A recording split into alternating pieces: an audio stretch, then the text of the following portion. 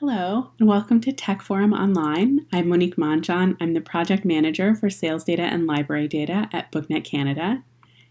If you're new to SalesData, SalesData is a reporting tool that allows retailers, publishers, libraries, and other members of the book industry to access sales and inventory data from retailers across Canada. For more information, you can find us at booknetcanada.ca. For those of you who are already familiar with SalesData and running tons of reports every day, welcome back. We'll be going through an update on what the past year has held for SalesData and what we're planning for the future.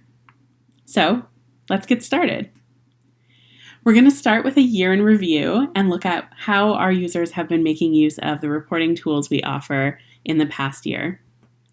Over the past 12 months, our users have run over 288,000 reports, which works out to over 1,100 reports per business day so far this year.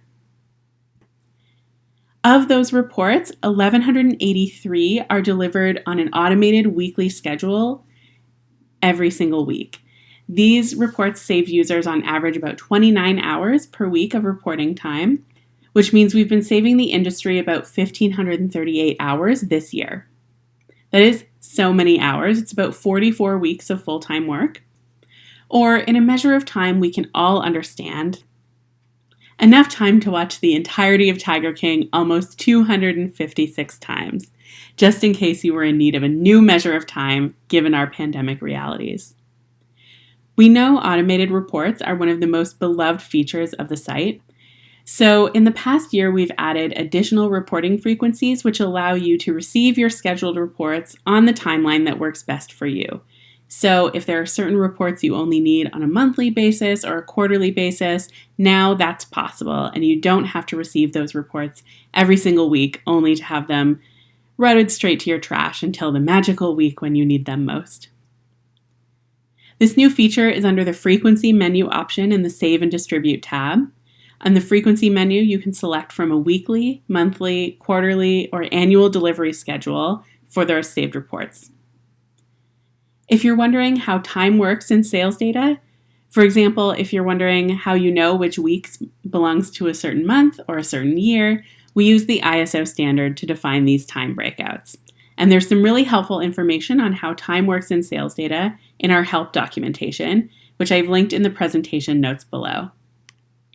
If you have questions about how time works in SalesData, don't be shy. We're always happy to help. You can just shoot us an email at salesdata@booknetcanada.ca. Unfortunately, we're only experts on time within SalesData and library data. I can't explain how time works in any other context. Sorry. Alongside our improvements to saved and scheduled reports, we also launched our library data reporting tool. We've been very excited about this. It's been a culmination of lots of work for our team. This launched to our SalesData subscribers on April 1st of 2020, so publishers, retailers, and of course libraries now have access to aggregated all libraries data to help investigate the trends of book borrowers from coast to coast. For more on library data, you can see my colleague Hannah Johnston's presentation, which goes in depth on how library data reporting works and the different tools that are available. You can also reach out to us at librarydata@booknetcanada.ca for help. But what have we been learning about library circulation over the last year? Well, let's dive in on just a small tidbit.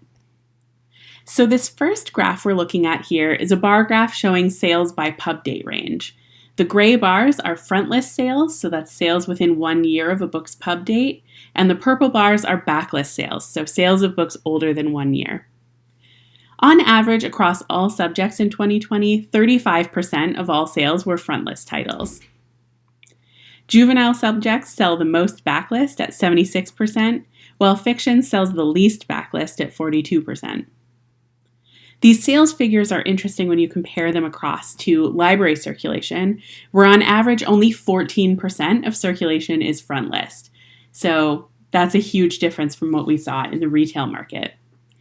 Juvenile and nonfiction categories circulate the most backlist at 90%, while YA and fiction have the least backlist circulation at 75%. And 75% is, of course, still incredibly significant. That's not a small number of backlists at all.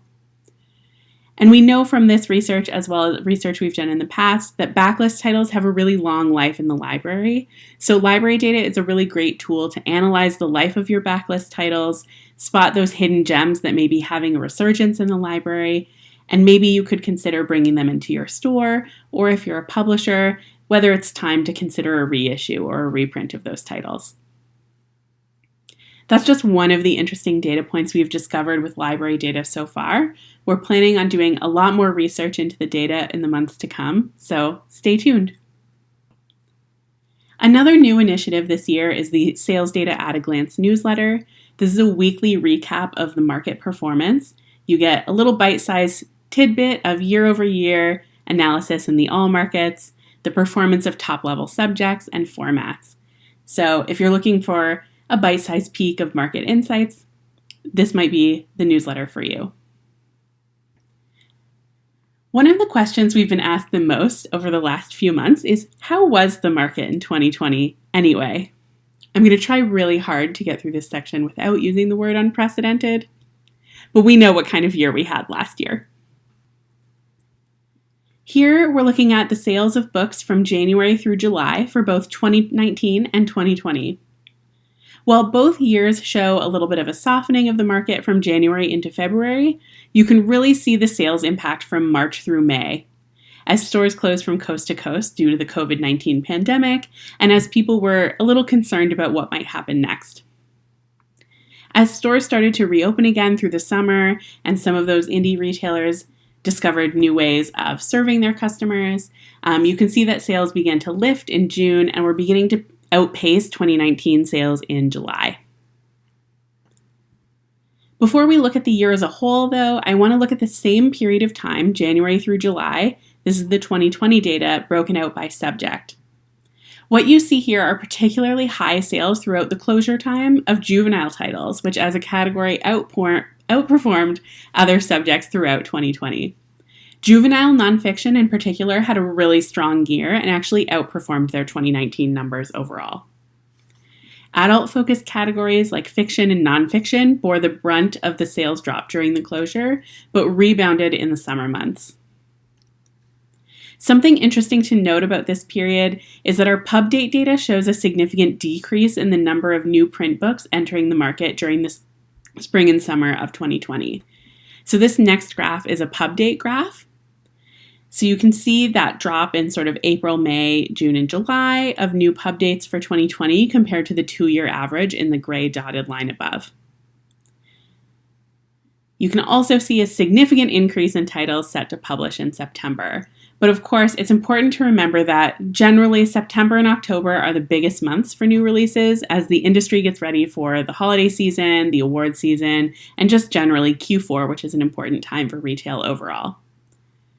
What's of interest when you look at this 2020 data is the absence of the little bump that you typically see in May and June, that sort of summer reading bump. We didn't see that quite as much in 2020.